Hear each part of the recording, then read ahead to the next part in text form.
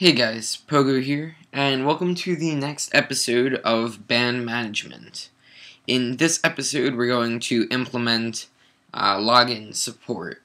The two main parts are the UI that we will make it so that you can log in up here, which I'll talk about in a second. Then if you're not logged in, we're going to hide the plus button, and also in here, we're going to hide the manage area. Because if you're not logged in, we don't want you to be able to do anything. And also the really important thing is the API functions. Like if I go here and I try to edit or if I try to delete it, the API is currently set up so it requires a key, but we also want to make it so that if the user is logged in, we'll allow it to happen so that it can work either by a logged in user or by a server. So that's really important. We're not going to get to registration. I guess I'll just make registration on the website, although theoretically you'd want to get your accounts approved by an administrator, or maybe you would have your accounts created by an administrator. I'm not sure, but we'll get to registration later because there's a ton of stuff to do. So first of all, I have set up I just have this nav bar at the top because I figured, when you're here at a ban, there's no way to get back to the home screen, which is obviously not good. And also for the login, we'll have the login up there, and then if you're logged in, it'll say welcome and whatever your username is, so that's good. And then maybe a logout button. So I just added that. But the first thing that we want to do is we want to make it, because right now it doesn't display on the other pages.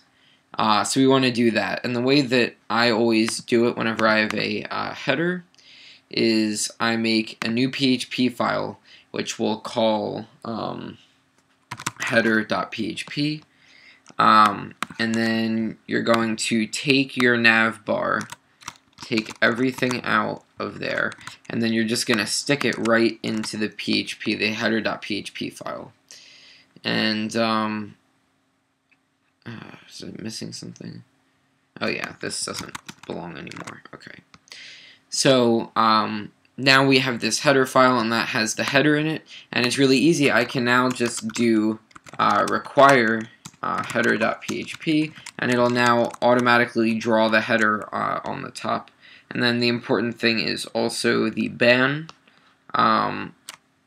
With the ban, I just do the same thing right here. And now if I reload, you'll notice that the header is there. And if I go to a ban page, you'll see that the header is also there. So now it's easy to embed the header on any page, and that's really good. Let's just quickly look at the header. First of all, we want to set the href to be, I think, /.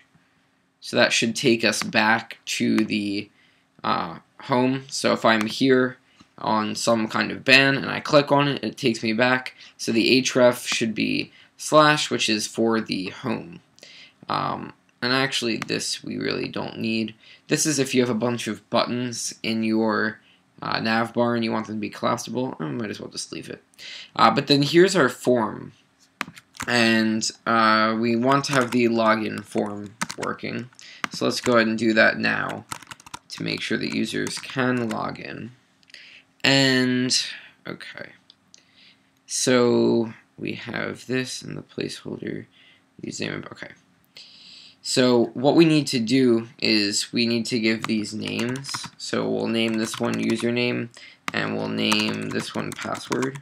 And let's just take a look at login.php, because you can see this is exactly what we need. It calls the login function with the post arguments username and password, so we can set this form to be a form that redirects there. So the form will be, the action will be login.php, and the method will be post, because let me just see. So the method will be post because with the login it uses post arguments. And it looks like we actually already have this set up, so now this header form will go ahead and log me in. It'll submit the username and the password, and that will go here. It'll see if it's able to log in. If it is, it assigns the session variable for username, and that's great. So let's just take a look. I'm going to reload, and I don't think that we have any accounts yet, so let's just log into the MySQL, which should work for me. Oops. So I'm just going to SSH into the server. That should work. Cool. Okay.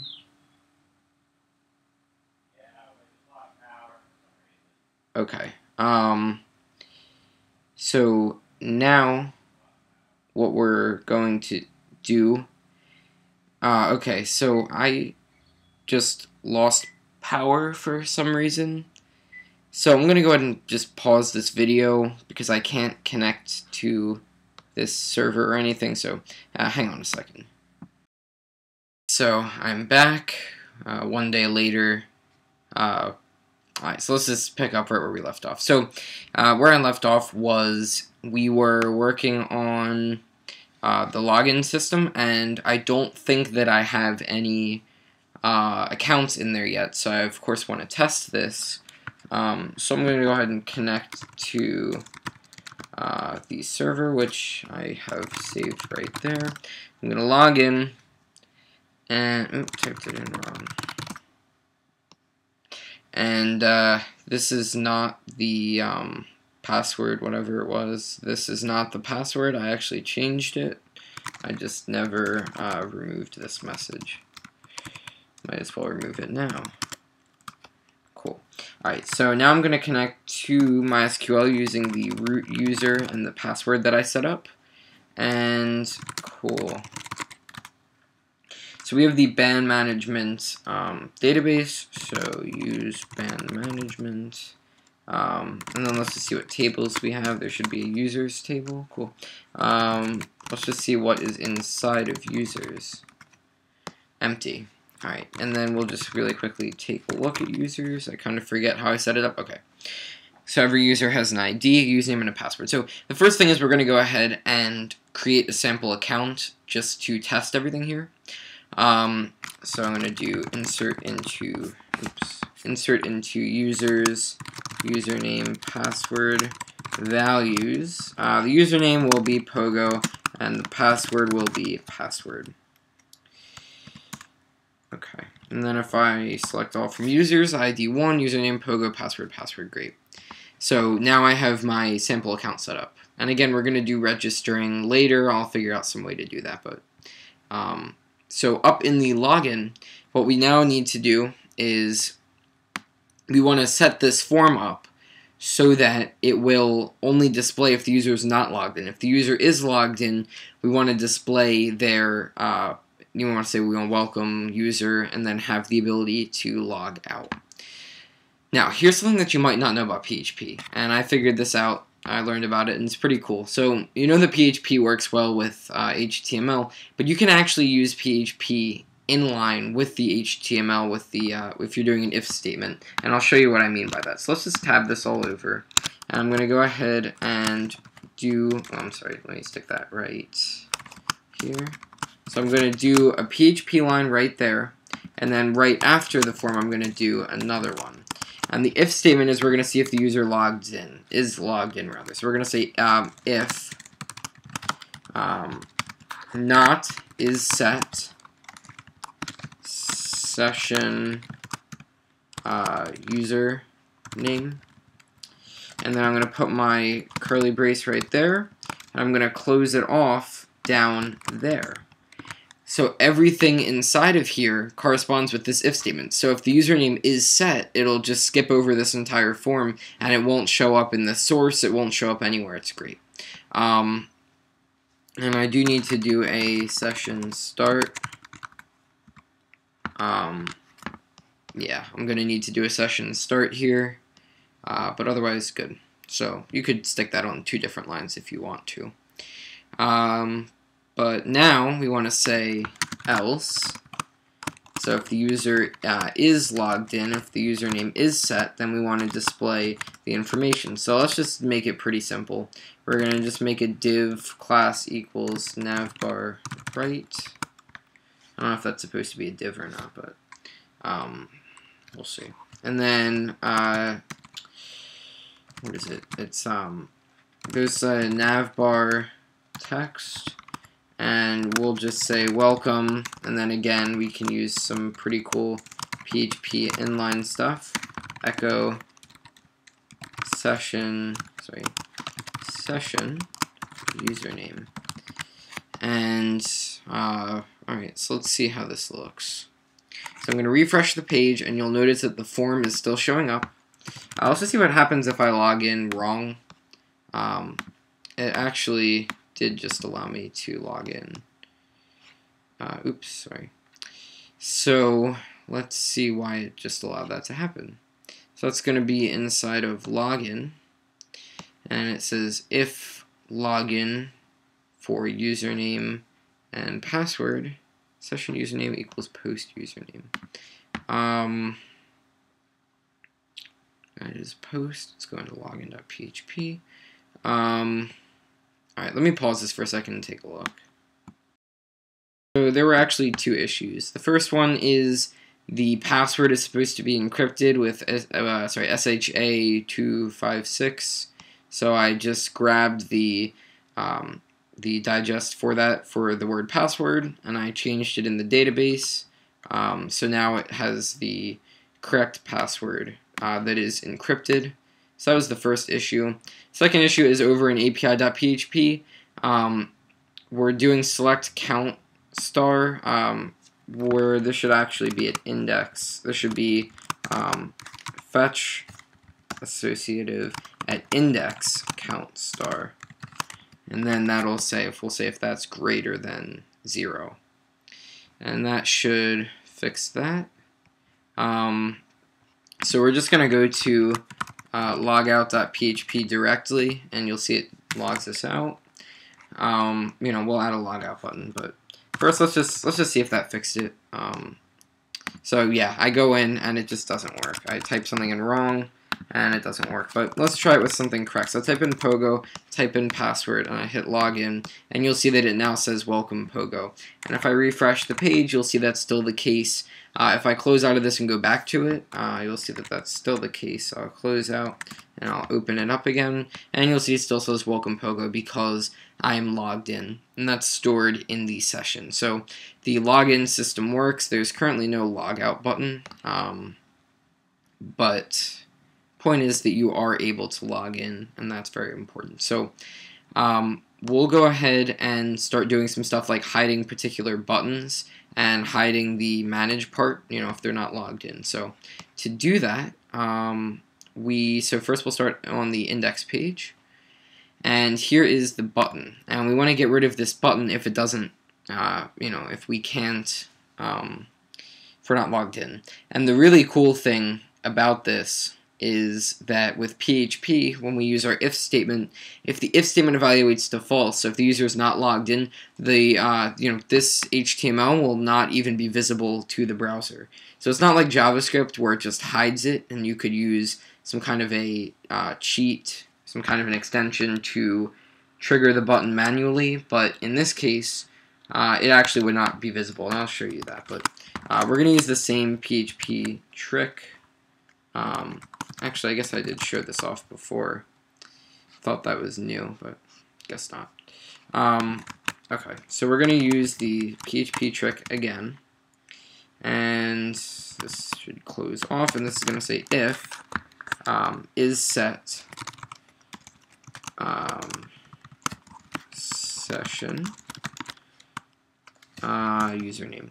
And we know right now that that this is okay because of we do require API.php, which will start the session for us, or also header, which will start the session. So we're good there. So if the username is set, and of course this assumes that anyone who can log in will have the ability to add a ban. So if you wanted to add different classes, or rather that players can log in and administrators, then you would just have another field in the database for what privileges they have, what type of user, and you would just do that. But for now, I'm going to go ahead and reload, and you'll see that the button is still there. But I'm going to go force log out myself. Sorry, that was login. Log out, and you'll see the button doesn't show up. And if we look at the page source for a second, you'll notice that right there's a blank line right there, and you'll see it jumps right from this Jumbotron right down to the table, and that plus button doesn't show up at all. So that's really powerful security right there. But you'll see that as soon as I log in, so I'm gonna go ahead and log in. As soon as I log in, that plus button is visible, and it'll be down in the HTML, so it's pretty cool. Let's go ahead and log out.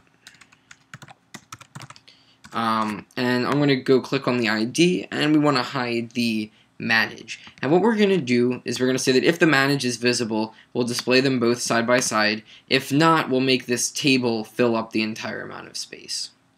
So that will be under ban.php. And it's going to be this column LG2. We're going to hide that if the user is not logged in, and then this value of 10 is going to be 10 if they are logged in, or 12 if they're not, so it'll take up the whole amount of space. So first we'll go ahead and do this, and we'll say PHP, and we're going to, of course, end it there, and we're going to say if is set session username.